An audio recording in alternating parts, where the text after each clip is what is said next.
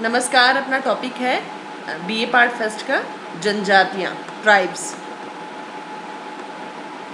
Tribes जो है वो काफ़ी समय से, प्राचीन समय से हमारे देश में विद्यमान हैं और उनका जो जनजीवन है वो काफ़ी जो जीवन का ढंग है, जीने का तौर तरीका है वो काफ़ी प्राचीन है या पिछड़ा हुआ कह सकते हैं, जो एक सभ्य समाज से बहुत कटा हुआ है और मुख्य धारा से अलग थलग है। तो आज हम जो है 3 जनजातियों के बारे में मुख्य रूप से चर्चा करेंगे, भील, मीणा और गरासिया। तो भील जो है हम मेनली राजस्थान के रेफरेंस में भील पढ़ेंगे कि भील जनजाति है वो उसकी उत्पत्ति कैसे हुई और किन क्षेत्रों में वो पाई जाती है और उसका रहन सहन, खान पान, कल्चर क्या है और उसकी क्या क्या समस्याएं हैं। भारत की प्राचीनतम जनजातियों में भील जनजाति को गिना जाता है। संस्कृत साहित्य में निषाद का उल्लेख है जिसका अर्थ भील से है। निषाद का मतलब भील माना गया है। भीलों की कई शाखाएं हैं जैसे डूंगरी भील, ढोली भील, मेवासी भील, रावल भील तथा टाडवी भील।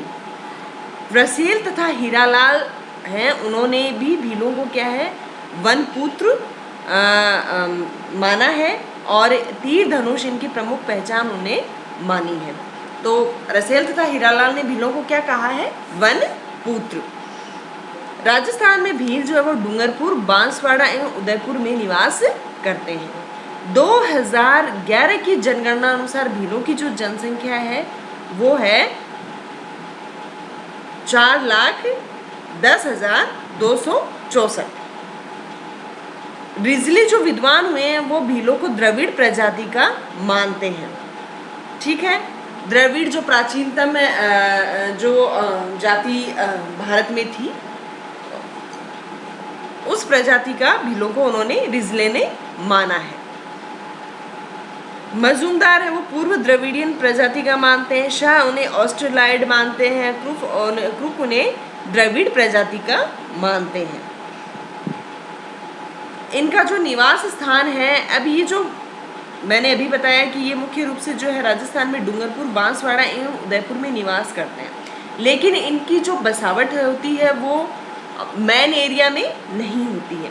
प्रमुख रूप से ये क्या है, पहाड़ी क्षेत्रों, नदी घाटियों में छितरे हुए रहते हैं। इनके छोटे छोटे गांव होते हैं जिन्हें फाला कहते हैं। क्या कहते हैं, फाला। तो इस प्रकार से मुख्य धारा से, सभ्य समाज से ये अलग क्या है, पहाड़ी क्षेत्रों में जो तटीय क्षेत्र हैं, नदी के आसपास का जो एरिया है, जो दुर्गम एरिया है, जो जंगल है, वहाँ पे जो है भील निवास करते हैं। बांस की झोपड़ियों अथवा मिट्टी के कच्चे घरों में ये लोग रहते हैं। फिर जो है इनका सामाजिक संगठन कैसा होता है, तो भील लोग मुख्य रूप से खान पान में क्या है, गेहूं, जौ, मक्का, चावल का प्रयोग मुख्य रूप से ये करते हैं और गुड़, चावल, महुआ की शराब का सेवन ये करते हैं। इस प्रकार इनका जो खान पान है वो बहुत ही साधारण होता है। फिर इनके जो वस्त्र हैं उनमें पुरुष जो है वो धोती, अंगी यानी कमीज और फेंटा यानी जो पगड़ी है वो पहनते हैं। स्त्रियां हैं वो घाघरा, कांचली एवं लुगड़ी पहनती हैं और आभूषण जो है ये मुख्य रूप से सोने के ना पहनकर चांदी, कांस्य और पीतल के आभूषण पहनते हैं। फिर इनकी जो भाषा है वो है तो भीली तथा बागड़ी बोली बोलते हैं। ग्रियर्सन ने भीली भाषा पर राजस्थानी, गुजराती, खानदेशी व मराठी भाषा के प्रभाव का उल्लेख किया है। इनके जो परिवार हैं, भीलों के परिवार की जो व्यवस्था है वो पितृवंशीय होती है, पितृस्थानीय होती है और पितृसत्तात्मक पाई जाती है। कहने का मतलब भील जो है वो पुरुष प्रभुत्व एक समाज है भीलों का और पुरुषों का वर्चस्व पाया जाता है। पूरा जो है वो पितृसत्तात्मक व्यवस्था उनमें पाई जाती है। भील लोग एक विवाह प्रथा का पालन करते हैं। मुख्य रूप से कृषि भीलों की अर्थव्यवस्था का क्या है, प्रमुख आधार है। कृषि के द्वारा वो जीवन यापन करते हैं। कुछ समय पूर्व तक ये लोग क्या जंगलों को जलाकर भूमि साफ करके कृषि किया करते थे।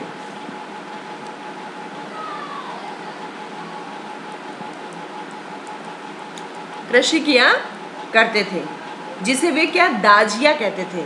मतलब जंगलों को जलाकर भूमि को समतल करके, और कहने का मतलब है कि भूमि को एकदम साफ सुथरा करके उस पर कृषि करते थे जंगलों को जला के, जिसे क्या कहा जाता है, दाजिया या झिमटी कहते हैं। जब धीरे धीरे भूमि अनउपजाऊ हो जाती तो ये अन्य स्थान पर चले जाते, किंतु वर्तमान समय में सरकार की नई वन नीति के कारण क्या है, जंगलों को जलाने पर रोक लगा दी गई है। इसके अलावा भीलों में मुखिया भी होते हैं, जिन्हें मतलब ये एक तरह से उनकी राजनीतिक व्यवस्था को दर्शाता है, उनके राजनीतिक संगठन, कि उनकी राजनीतिक संगठन उनका कैसा है। तो भीलों में मुखिया भी होते हैं, जिसे गमेती, पटेल या मुखी कहते हैं। ये पद क्या वंशानुगत होता है और पीढ़ी दर पीढ़ी चलता रहता है। भील प्रकृतिवाद एवं जीव सत्तावाद में विश्वास करते हैं। वे पूर्वज की पूजा करते हैं तथा आत्मा में विश्वास करते हैं।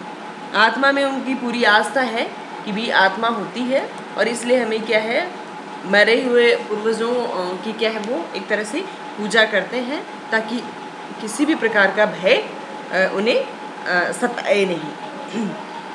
भील लोगों में क्या है, एक विवाह प्रथा मुख्य रूप से पाई जाती है, या कहने का मतलब है कि एक विवाह प्रथा का पालन करते हैं, और एक विवाह को ही उन्होंने क्या है, मान्यता दी हुई है।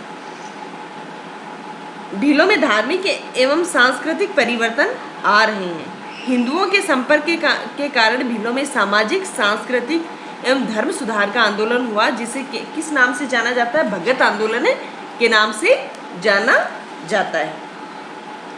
उनमें अपनी जो भी उनमें कुरीतियाँ थी, कहने का मतलब है, उन कुरीतियों को हटाने के लिए और उनमें जो भी उनकी सामाजिक सांस्कृतिक जो व्यवस्था थी उसको सुधार करने के लिए ये आंदोलन हुआ था। क्या नाम दिया गया था इसे, भगत आंदोलन। इसके बाद में जो है भीलों की समस्याओं पर हम मुख्य रूप से चर्चा करेंगे कि भीलों की क्या समस्याएं हैं। तो पहली जो समस्या है, भीलों की जो समस्या है, या कह सकते हो कि जनजातियों की क्या समस्याएं हैं। मुख्य रूप से लगभग जो जनजातियां हैं उनकी सबकी सेम सी ही समस्याएं हैं। बेसिक एक दो चीज़ों को अगर हम छोड़ दें तो मेनली सबकी समान समस्याएं ही हैं। वही समस्या भीलों की है, वही मीणाओं की है, वही गरासिया जनजाति है उनकी है, वही राजस्थान में रहने वाली, बारां में रहने वाली सहरिया जनजाति है उसकी समस्या है। तो इस तरह से क्या है, कहने का मतलब जनजातियों की मुख्य रूप से समान ही समस्याएं हैं। तो पहली जो समस्या है वो है कृषि से संबंधित समस्या। लगभग जो सभी भील और आदिवासी लोग होते हैं वो पहाड़ी क्षेत्रों में रहते हैं तथा पहाड़ी ढलानों पर वो क्या करते हैं, कृषि करते हैं। अतः कृषि योग्य उपजाऊ भूमि का अभाव है। कंकरीली एवं पथरीली भूमि में पैदावार कम होती है, और फिर इनके कृषि करने के तरीके भी पुराने, ये नई टेक्नोलॉजी को क्या है, ज्ञान के अभाव में अपना नहीं पाते हैं। इसलिए इनके सामने क्या है, कृषि से संबंधित अनेक समस्याएं आती हैं। फिर ये चूँकि गरीबी इनकी मुख्य समस्या है, गरीबी की वजह से वो क्या है, नई टेक्नोलॉजी को खरीद नहीं पाते हैं, नए तौर तरीके अपना नहीं पाते हैं। तो शिक्षा का अभाव, गरीबी, ये जो है उनको क्या है, उनके पिछड़े हुए होने का एक प्रमुख कारण है। फिर नेक्स्ट है कि उनका आर्थिक शोषण। तो उनका जो है अनेक तरह से उनका क्या है, आर्थिक शोषण भी बाहरी उनके लोगों द्वारा किया जाता है। एक तरह से कह सकते हो संपत्ति जिनके पास है उन लोगों के द्वारा उनका आर्थिक शोषण किया जाता है। उन पर क्या है, लगान बढ़ा दिया जाता है, लगान दर लगान, वो मतलब पीढ़ी दर पीढ़ी उन पे लगान चलता रहता है। वो कभी अपने उस लगान से मुक्त नहीं हो पाते हैं, कर्ज से मुक्त नहीं हो पाते हैं। कहने के लिए उन्हें छोटे छोटे कामों के लिए कर्ज लेना पड़ता है, और उन जो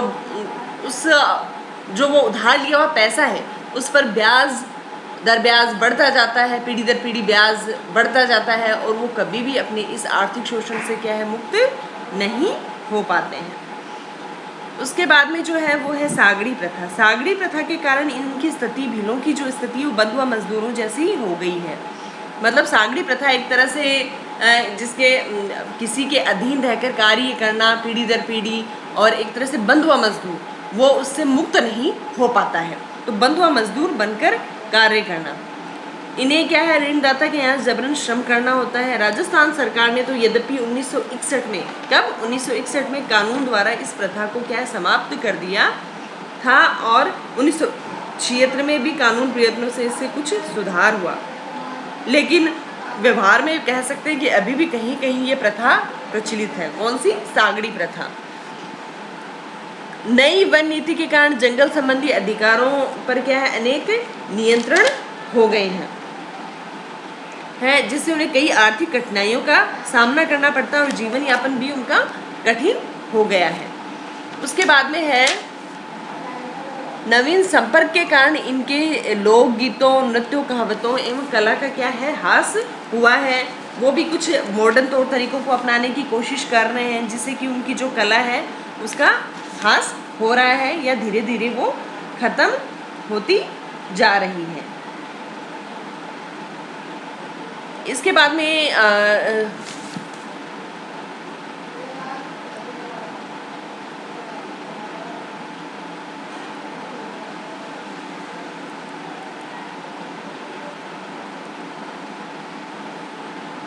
इसके बाद में जो समस्या है वो है चिकित्सा के नवीन साधनों का अभाव। तो चूंकि उनमें शिक्षा का अभाव है, सभ्य समाज से वो कटे हुए हैं, और जहाँ जिन स्थानों पर वो रहते हैं वहाँ पे वो क्या है, अनेक बीमारियाँ भी उनके हो जाती हैं, अनेक बीमारियों से वो ग्रसित हो जाते हैं, उनका स्वास्थ्य क्षीण होता है, कुपोषण से वो पीड़ित होते हैं, अपना इलाज नहीं करवा पाते। नया जो वर्तमान में जगह जगह हॉस्पिटल्स बने हुए हैं और नई नई जो सुविधाएं हैं उनका वो क्या है, पूरी तरह से क्या कह सकते हैं कि एक तरह से उपभोग नहीं कर पाते हैं। इसलिए उन्हें क्या है कि इन चीज़ों के एक तरह से इन साधनों के अभाव में ही अपना जीवन जीना पड़ता है। गरीबी एक मुख्य समस्या है, क्योंकि वो कर्ज में डूबे रहते हैं हमेशा, उनके पास शिक्षा होती नहीं है, पैसा होता नहीं है, कृषि भी उनकी कोई एक तरह से कह सकते हो स्थायी जगह पे नहीं होती है, तो वो क्या है, चारों तरफ से उनको गरीबी घेर लेती है। शिक्षा का अभाव होता है, पढ़ाई लिखाई दूर, बाहर के लोगों से उनका कनेक्शन नहीं होता है, मुख्य धारा से कटे हुए होते हैं, शिक्षित नहीं हो पाते हैं। तो भील आज भी क्या है, शिक्षा के अभाव में बहुत ज़्यादा पिछड़े हुए हैं। दुर्गम निवास स्थान है पहाड़ी जंगलों में रहने के कारण जो है, जंगली स्थानों में रहने के कारण उनके निवास स्थान और गांवों तक पहुंचना क्या है, हर कोई जाना नहीं चाहता, वहाँ शिक्षा की अलख नहीं जगाना चाहता, सरकार की नई योजनाओं का उन्हें नहीं पता। तो इस तरह के कठिन जो एरिया में वो रहते हैं वहाँ तक पहुँचना बहुत मुश्किल काम है। आदिवासी क्षेत्रों में क्या सड़कों का अभाव है और यातायात के आधुनिक साधन जैसे रेल व बस सेवाएँ भी बहुत ही कम उपलब्ध हैं। धर्म परिवर्तन भी है, बहुत सारे जो है, अब उनके दुर्गम एरिया का मेनली जो है ईसाई धर्म के लोगों ने क्या फ़ायदा उठाया। बहुत से जो जनजातीय लोग हैं, भील हैं, वो क्या है, ईसाई धर्म को ग्रहण कर रहे हैं। तो इस तरह से क्या है, उनका मूल जो एक तरह से कह सकते हैं उनका कल्चर है, वो उसका विनाश होता जा रहा है और वो अपने धर्म को धीरे धीरे क्या है, परिवर्तित कर रहे हैं। उनकी गरीबी का लाभ उठाकर कई ईसाई जो मिशनरीज हैं उन्होंने आर्थिक प्रलोभन उनको देकर है धर्म परिवर्तन कराया है। इसके अलावा जनजातीय क्षेत्रों में कई स्थानों पर पेयजल की बड़ी समस्या है। लोग झरनों, नदियों, तालाबों तक का पानी पीते हैं।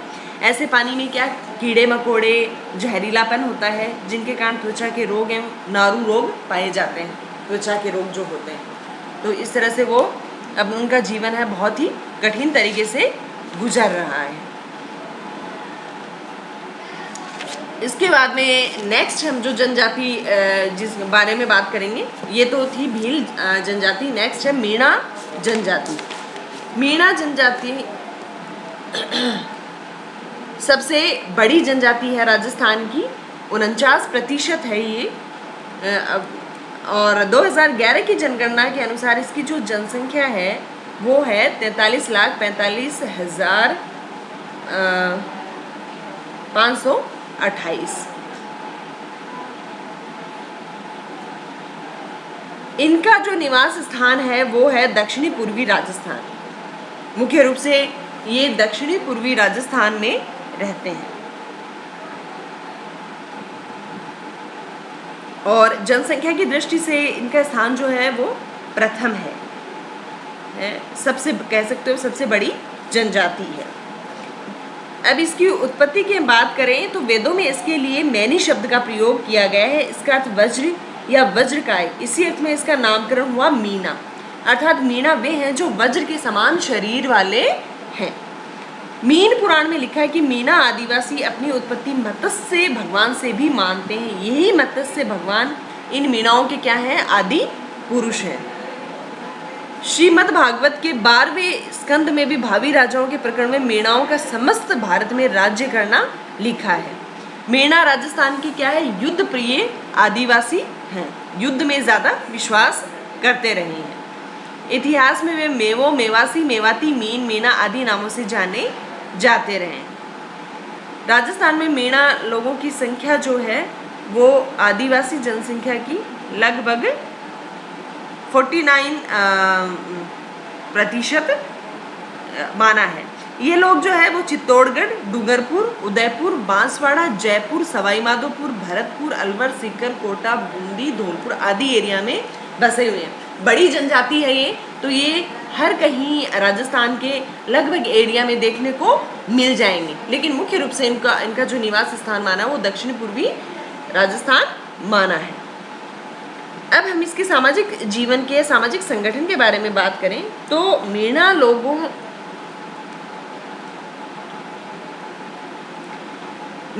के प्रमुख 2 उपभेद होते हैं, चौकीदार मीणा तथा जमींदार मीणा। इनमें क्या है? भिन्नता पाई जाती है। चौकीदार मीणाओं के प्रमुख गोत्र होते हैं जैफ, कायत, मबड़ी, झबरलाल आदि, छापोला, बागड़ी, भवरावत, सहिरा। जमींदार मीणाओं के प्रमुख गोत्र होते हैं नौरावत, नकवाल, मेहर, सुलानी, गोठवाल एवं बारवाल आदि। इस तरह से ये 2 भागों में बटे हुए हैं। मीणा लोगों पर हिंदुओं का क्या है? अधिक प्रभाव रहा है, अथवा हिंदुओं की भांति ही मीणाओं में भी क्या है? एकाकी और संयुक्त परिवार दोनों पाए जाते हैं। परिवार के मुखिया या कर्ता का क्या है? सर्वोच्च स्थान होता है। वही जो भीलों में होता है, पुरुष वर्चस्व जनजाति है भील।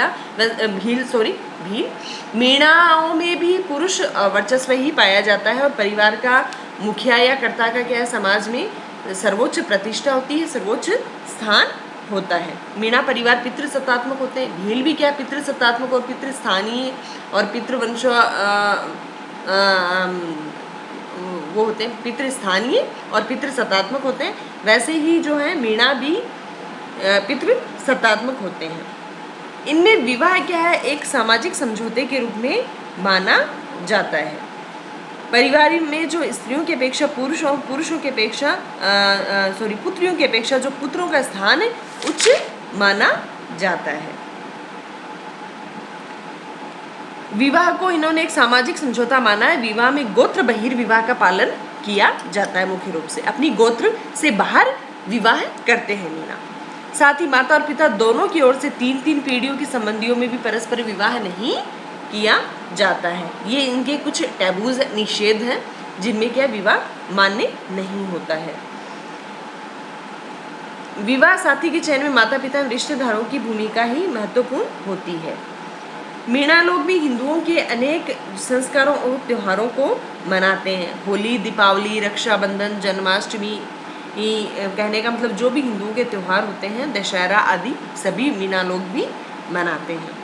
जन्म, विवाह और मृत्यु से संबंधित जो संस्कार होते हैं हिंदुओं की भांति मीणा भी संपन्न करते हैं। अपने हिंदुओं में वैसे 16 प्रकार के संस्कार माने गए हैं, तो जन्म से लेकर मृत्यु तक जो भी संस्कार हैं जो हिंदुओं में पाए जाते हैं वही मीणाओं में भी पाए जाते हैं।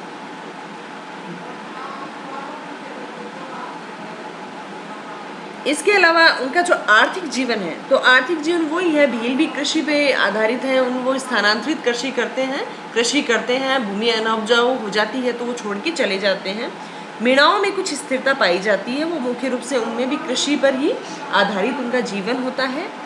वर्तमान में हालांकि ये बात अलग है कि उनमें थोड़ा शिक्षा की क्या है जागरूकता फैली है, शिक्षित होकर मीणा बड़े बड़े पदों पर भी पहुंच रहे हैं, लेकिन बेसिकली देखा जाए तो उनका जो है वो मुख्य आधार कृषि पर ही उनका आर्थिक निर्भरता बनी हुई है।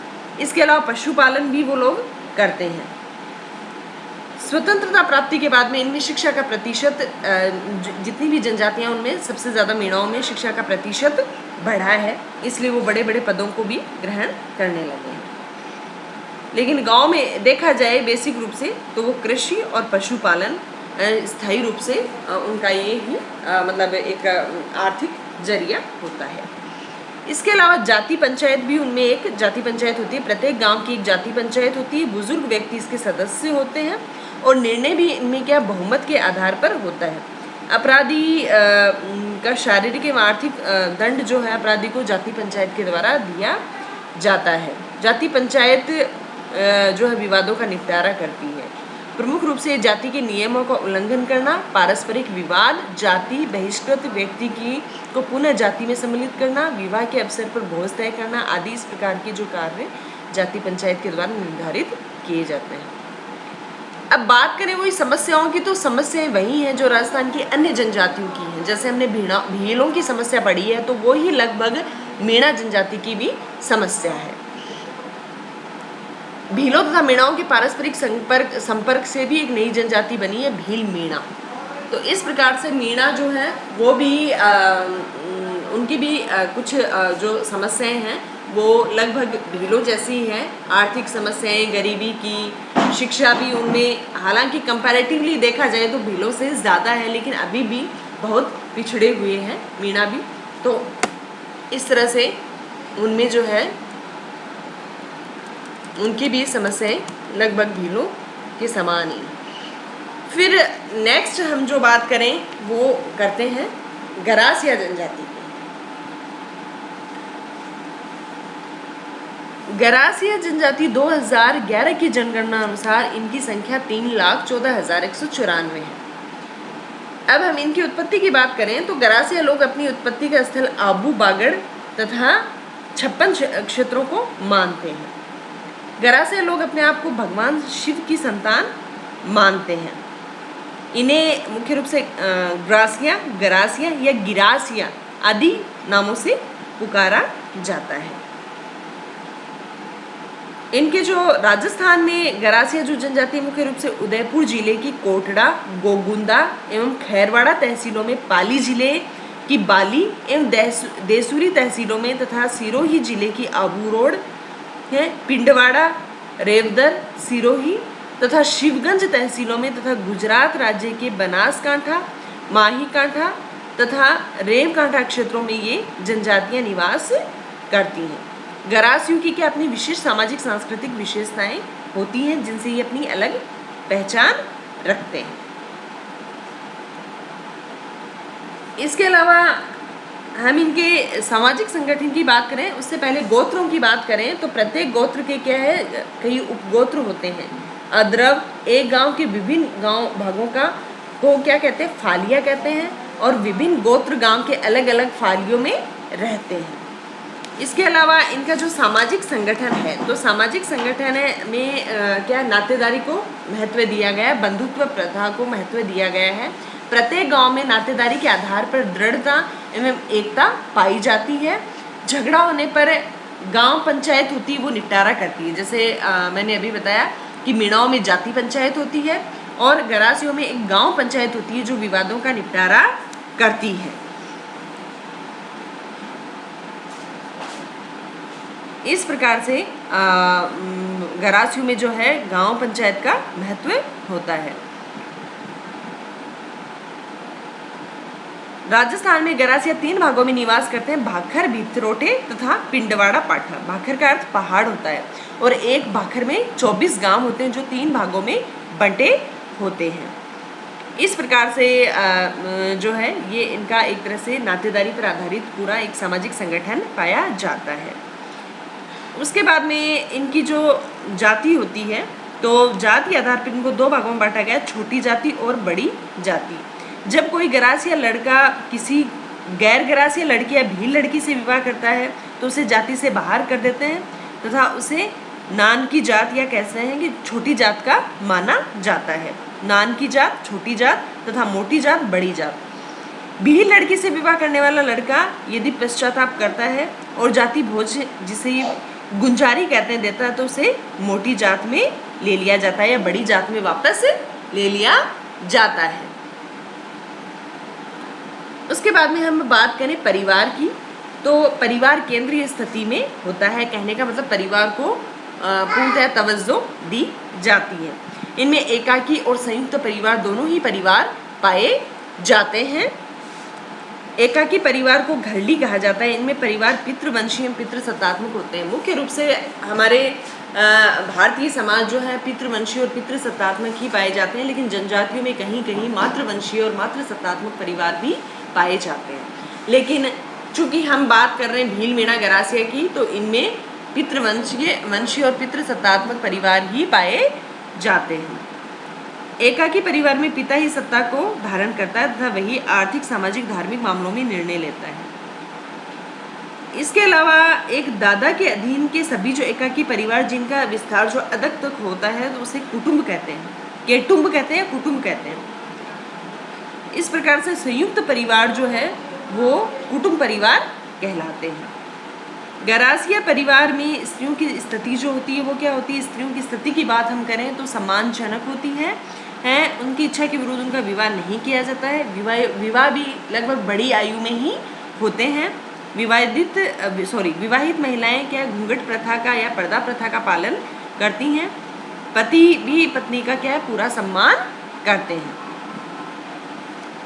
पिता की मृत्यु के बाद में उसकी संपत्ति है वो गांव के पंचों या वयोवृद्ध लोगों द्वारा सभी पुत्रों में क्या बराबर बराबर बांट दी जाती है।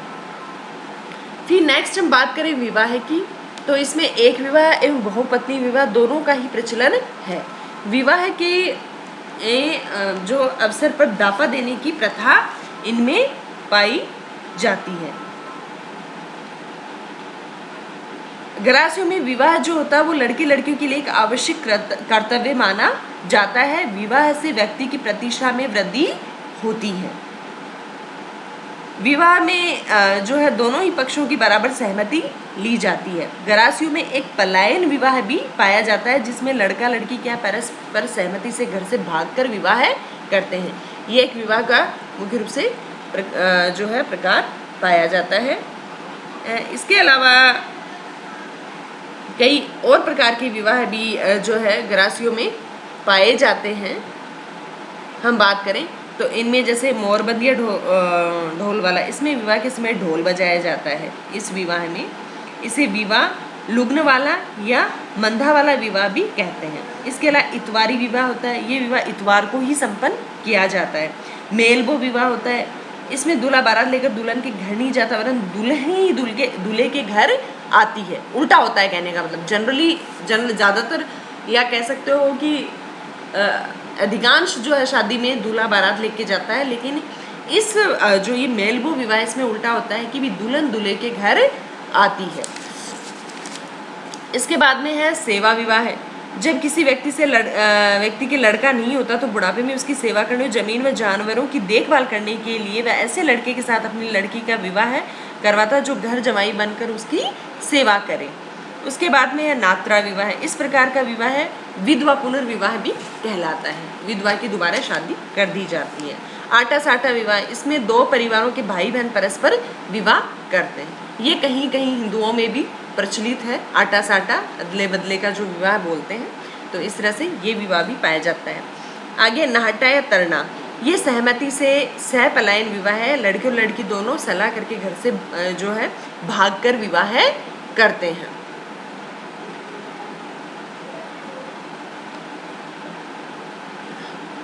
फिर नेक्स्ट हम बात करें इसके कल्चर की, तो विभिन्न मेले त्यौहार जो है वो मनाए जाते हैं गरासियों में। और इसमें जो है ये लोग वर्ष में कई प्रकार के त्यौहार भी मनाते हैं। दशहरा, धनतेरस, नवरात्र, और अखातीज, दिवाली का है, काली कार्तिका, पौष शुक्ला, दूज, होली, इस तरह के जो है त्यौहार ये हिंदुओं से मिलते जुलते लगभग सारे त्यौहार मनाते हैं।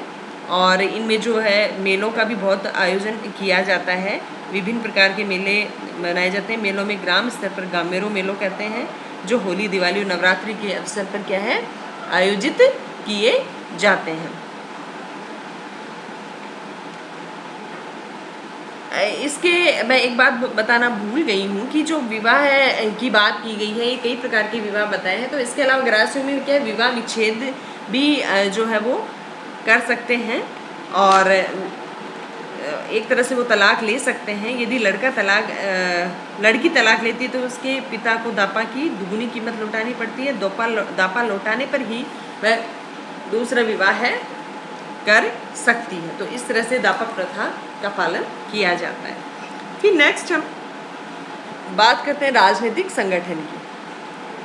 तो गरासिया जनजातियों में सामाजिक नियंत्रण के लिए क्या प्रथाओं का प्रचलन है, जिनका उल्लंघन करने पर दंड की व्यवस्था की जाती है। प्रत्येक गांव का क्या है, एक पटेल होता है, उसका पद जो होता है वो वंशानुगत होता है। वह जनजातियों के और गांव के विवादों का निपटारा करता है। वह गांव की प्रत्येक फालिया के मुखिया की नियुक्ति करता है। इसके बाद में जो है प्रत्येक गांव की फालिया की वो नियुक्ति करता है। बाखर गांव में प्रत्येक क्षेत्र की एक जनजाति पंचायत होती है, जिसका पटेल मुखिया या नेता होता है। सभी गांव में पटेल इस पंचायत के क्या सदस्य होते हैं, जो आपराधिक मामलों, आर्थिक मामलों एवं जाति से बहिष्कृत किए जाने वाले मामलों की सुनवाई करते हैं। इसके बाद में हम आर्थिक संगठन की बात करते हैं कि गरासिया जनजाति का आर्थिक संगठन किस प्रकार का है। तो स्थायी रूप से खेती होती है, मीणाओं में भी, भीलों में स्थानांतरित खेती होती है। एक तरह से कह सकते हो घुमक्कड़ होते हैं, लेकिन कंपैरेटिवली उनके मीणा और गरासियों में स्थायी रूप से खेती की जाती है। कृषि, पशुचारण, वन्य पदार्थों के संकलन आदि के द्वारा जो है गरासिया लोग अपनी जीवन यापन करते हैं। स्थायी खेती के अलावा उनमें स्थानांतरित खेती भी की जाती है, जिसे वालरो कहते हैं। वो स्थानांतरित खेती को क्या कहते हैं, वालरो कहते हैं। पशुपालन वो करते ही हैं। इसके साथ ही वो जो है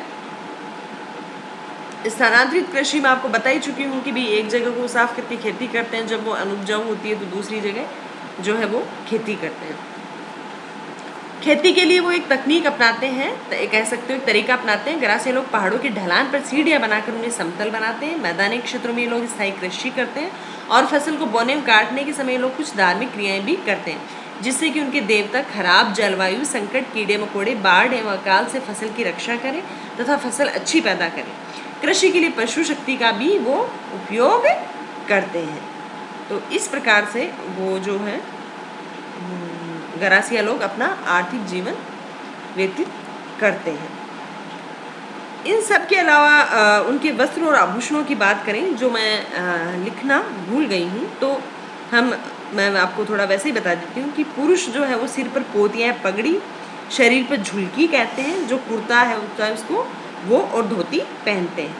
गरासिया औरतें क्या लंबी जैकेट जिसको झुलकी, पोलका ब्लाउज, घाघरा, चुन्नी, ओढ़नी आदि पहनती हैं। उनके जो आभूषण है वो ये एक तरह से सिंपल लग रहा है, लेकिन ये कंपटीशन में भी इस तरह के क्वेश्चन आते हैं कि भी जो है मतलब गरासिया लोग है वो क्या क्या मतलब किस तरीके से पहनते हैं, झुलकी क्या है, गरासिया लोगों में झुलकी किसे कहा जाता है, कुर्ते को कहा जाता है। तो इस तरह के क्वेश्चन आ जाते हैं कई बार। स्त्रियाँ झोला, झुमरियाँ, कड़े, पेंडल, कंदोरा, हाकली, मंडालियों, बिटाली, ओरगणियाँ, दमानी, भमरियों, हसली आदि आभूषण पहनती हैं। और शाकाहारी और मांसाहारी दोनों ही प्रकार का भोजन ये लोग करते हैं।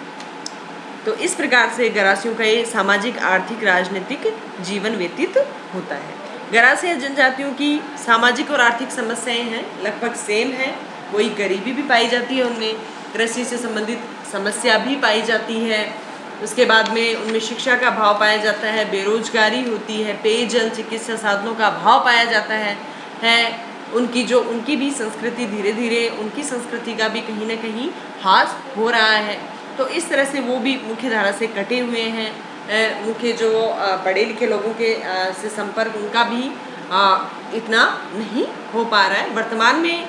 ठीक है, जनजातियां भी आगे बढ़ने की कोशिश कर रही हैं, आ रही हैं, लेकिन देखा जाए तो आज भी बहुत पिछड़ी हुई हैं। तो उन्हें बहुत अभी भी जो है उनकी जो समस्याएं हैं जंगलों में, पहाड़ी एरिया में रहने की वजह से बहुत ज़्यादा हैं, जिनका सरकार को उनके लिए जो नई नई योजनाएं सरकार बनाती है उनका भी उनको नॉलेज नहीं है। तो इसके लिए हम सभी लोगों को, सरकार को उनको आगे बढ़ाने के लिए आगे आने की ज़रूरत है, ताकि वो अपना विकास कर सकें और वो अपने पिछड़ेपन से आगे निकल सकें। तो ये अपन ने आज 3 जनजातियाँ पढ़ी हैं, भील, मीणा, गरासिया। धन्यवाद।